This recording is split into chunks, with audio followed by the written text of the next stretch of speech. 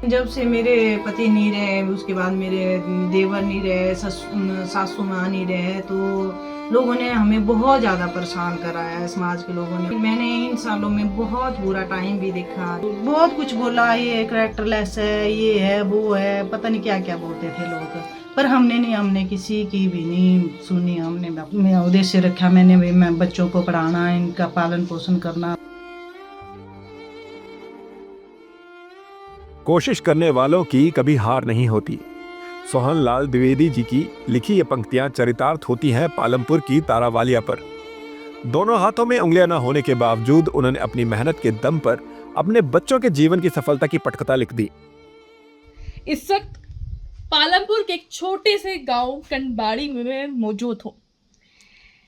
मैं अपने दर्शकों को ये बताना चाहती हूं कि जब हौसले की उंगलियां साथ देती हैं तो असल उंगलियों की जरूरत नहीं होती। पालमपुर की एक वो माँ जिसकी हाथों की उंगलियां नहीं थी, लेकिन उन्होंने अपनी और अपने बच्चों की तकदीर अपनी ही उंगलियों से लिख डाली। वो माँ जिनके पति का साया उठने के बाद उन्होंने बिना उंगलियों के सिलाई कर अपने बच्चों की किस्मत अपनी ही उंगलियों से सिल दी। तो चलिए मिलवाते हैं आपको इस अनोखे परिवार से और एक अनोखी माँ से जो अपने बच्चों की नजरों में एक हीरो साबित हुई है। पति का साया सर से उठने के बाद परिवार का सहारा तो था, लेकिन भगवान की परीक्षा अभी समाप्त नहीं हुई थी। कुछ समय बाद देवरानी की भी मांग उजड़ गई और जल्द ही सास को भी ऊपर वाले ने अपने पास बुला लिया। पीछे बचा तो केवल एक परिवार जिसकी सारी जिम्मेदारी तारा वालिया के कंधों पर आ गई। तारा वालिया जी, संघर्ष जब हाथों में उंगलियां तक नहीं थी तब आपने ये सफर कैसे पूरा किया? बच्चों ने बड़ा साथ दिया मेरा हर क्षेत्र में। जब मैं सिलाई करती थी उसमें भी मेरे बच्चों ने, किसी ने मेरे साथ सिलाई करनी, छोटी बेटी तुरपाई करती थी और बेटा मैंने गाय पाल रखी थी और बेटा साथ में गाय के करता था। बस इस तरह से हम सब ने मिल के, मेरे देवर के बेटे थे तो इन्होंने भी, क्योंकि मेरे देवर भी नहीं रहे हैं, देवरानी थी, हम सब ने मिल के बहुत संघर्ष किया। जी, प्रेरणा आपको किस बात ने आगे बढ़ने की दी है? मेरे बच्चे बड़े लायक थे और मेरे को, इनके पापा जब नहीं रहे थे तो उन्होंने मेरे को बोला था मेरे बच्चे पढ़ने में बड़े अच्छे हैं, इनको जितना हो सके पढ़ाना और इनको अच्छे मुकाम तक पहुंचा देना। तो इतना ज़्यादा तो मैं नहीं कर सकी, पर फिर भी जितना मेरे बच्चों ने मेहनत करी, जहाँ तक है वहाँ पहुँच गया है। अभी भी मैं सोचती हूँ इससे आगे भी मेरे बच्चे और ज़्यादा कुछ करें। बच्चों के भविष्य, क्या आपने कभी सोचा था कि तीनों बच्चे जो हैं वो पुलिस में भर्ती हो जाएंगे? नहीं मैडम, ये नहीं मैंने सोचा था, पर बड़ी बेटी, इनके पापा चाहते थे कि मैं अपनी बड़ी बेटी को पुलिस में भर्ती करवाऊंगा। इनके पापा की बड़ी तमन्ना थी, तो उसी रास्ते पे बड़ी बेटी चली। समाज की प्रतिक्रिया क्या रही थी? समाज ने कभी निराश किया आपको? बहुत ज़्यादा। आपने कैसे सामना किया? मैंने परवाह नहीं करी। बच्चों ने मेरे को बड़ा हौसला दिया, मम्मी हम खुद कमाएंगे, खुद ही करेंगे, लोग तो बोलते ही रहते हैं, लोगों का क्या है। परिवार के पोषण के लिए उन्होंने सिलाई मशीन का सहारा लिया और उन्होंने उसी मशीन से लोगों के कपड़े सिलते हुए अपने बच्चों की पुलिस की वर्दी सिल डाली। 2016 में छोटी बेटी पुलिस में भर्ती हुई।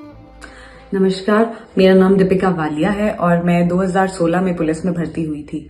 जब मैं पुलिस में भर्ती हुई थी तो ये नौकरी हमारे लिए बहुत ज्यादा जरूरी थी, क्योंकि 2013 में ही मेरे पापा एक्सपायर हुए थे और वो हमारे घर में इनकम का एकमात्र सोर्स थे।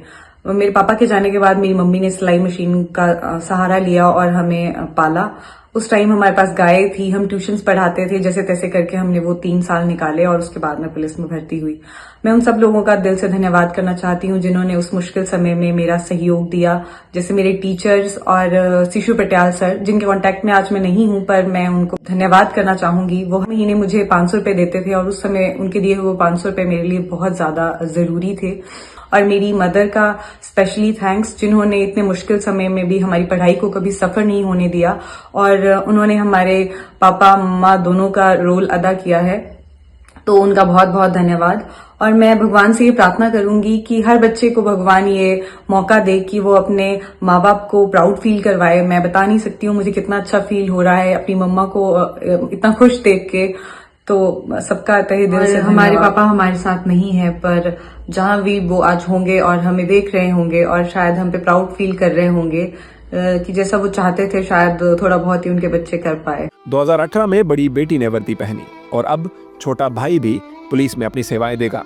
नमस्कार, मेरा नाम साक्षी भालिया है। मैं 2018 में पुलिस में भर्ती हुई थी। जब मेरे पापा की डेथ हुई थी तब मैं 12th क्लास में पढ़ती थी। पापा बीमार थे, लोग पापा को देखने आते थे तो कुछ लोग बोलते थे कि बड़ी बेटी है, कन्यादान कर दो, एक लड़की का कन्यादान हो जाएगा। पर मेरे पापा ने मेरी मम्मा को बिल्कुल मना किया था कि मेरा सपना था कि मैं अपने बच्चों को उनके पैरों पर खड़ा करूं, और मेरी मम्मा इसी पे अटल रहे और उन्होंने बहुत मेहनत करके मुझे BSc करवाई और आज हम अपने पैरों पे खड़े हैं। मेरा उन सभी को धन्यवाद है जिन्होंने हमें उस टाइम पे बहुत ज़्यादा सपोर्ट किया है। हमारे टीचर्स जिन्होंने मुझे कॉलेज तक की बुक्स भी फ्री में प्रोवाइड करवाई थी। हाँ, अगर अपनी मम्मी पापा की मेहनत को देखेंगे और उनसे सच्चा प्यार करते होंगे तो वो इन चीज़ों के बारे में सोचेंगे ही नहीं, जाना तो दूर की बात है।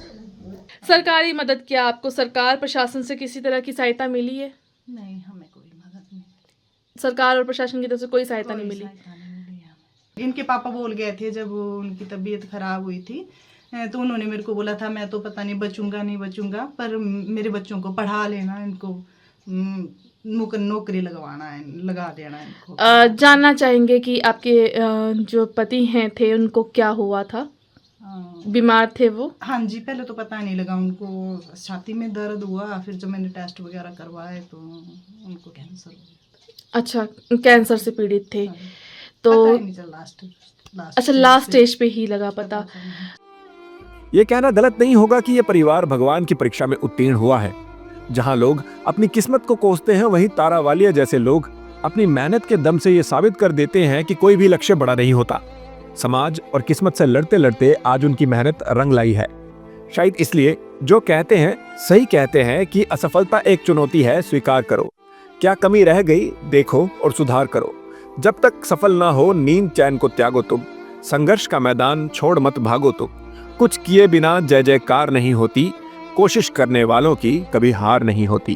इस माँ ने साबित कर दिया कि असल किस्मत उंगलियों से नहीं, एक जज्बे से लिखी जा सकती है। तो कैसी लगी ये एक अनोखी कहानी और एक खूबसूरत कहानी, उस माँ की कहानी जिसने अपने बच्चों का जीवन खूबसूरत बना दिया हो?